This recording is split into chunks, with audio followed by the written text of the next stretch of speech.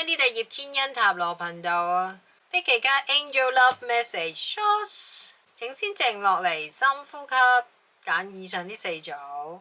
第一組，不過第一組你會有一個 very fun time 喺 relationship 方面，你會同一個你有共同嗜好、興趣嘅人呢，有一啲情愫出現，又或者你可能喺你嘅戀愛對象身上發現有一啲大家好玩得埋嘅特質出現，十分之開心。不過就係好輕鬆、好 casual 嘅，未去到 commitment 嗰隻。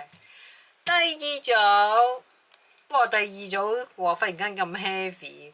你可能會覺得你對你而家嘅對象或者你嘅伴侶付出係冇回報，但係其實呢度天使就話俾你聽，佢哋係知道，只不過佢唔係咁識得表達，或者唔知點樣回饋俾你。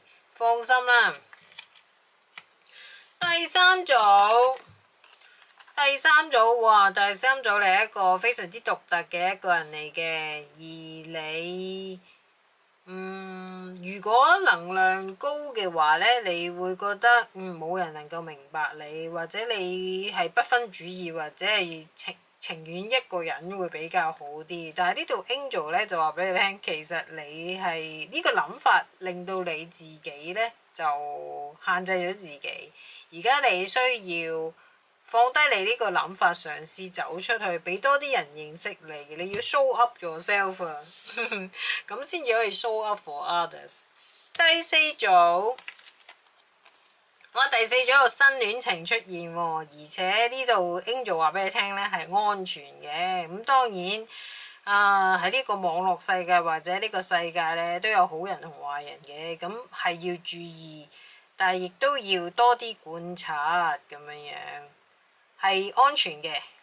多謝你收看葉天恩塔羅頻道，歡迎訂閱、讚好、分享同埋留言，拜拜。